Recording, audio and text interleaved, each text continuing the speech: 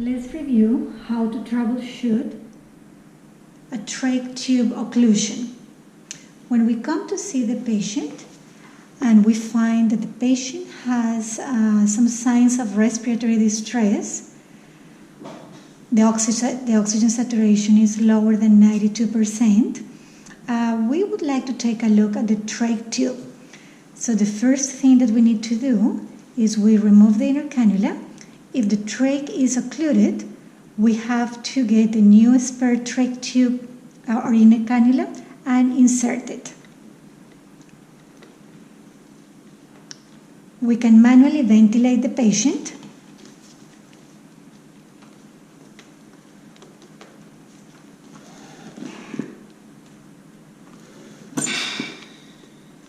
And we can also try to suction the patient. If none of these procedures are working, we have to confirm which airway is the one that may work for the patient. If we have a trach tube that is plugged, we can suction the secretions above the cuff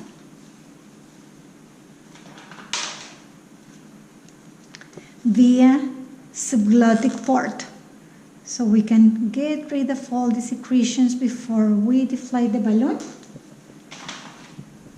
Now we can proceed to deflate the balloon.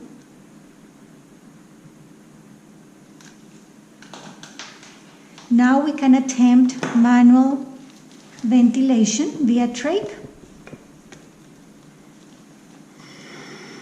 If we find still a lot of resistance, we have to find a second airway.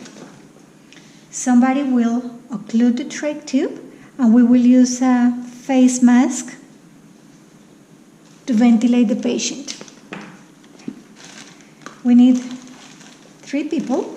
One person will occlude the trach, the second person will squeeze the ambue back, and the third person will create a good seal around the mouthpiece.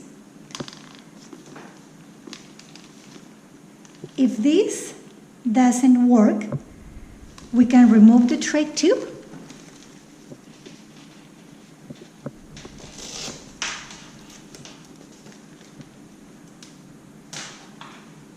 and we will try to ventilate the patient via face mask. Somebody will occlude the stomach.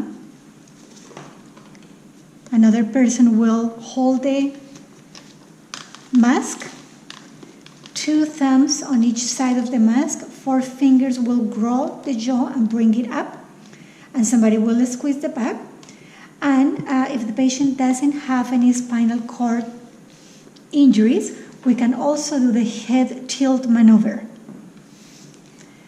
We will keep ventilating and oxygenating the patient, and if the patient becomes unconscious, we have to protect the airway from being occluded by the tongue. So at this point, we will introduce an oral airway,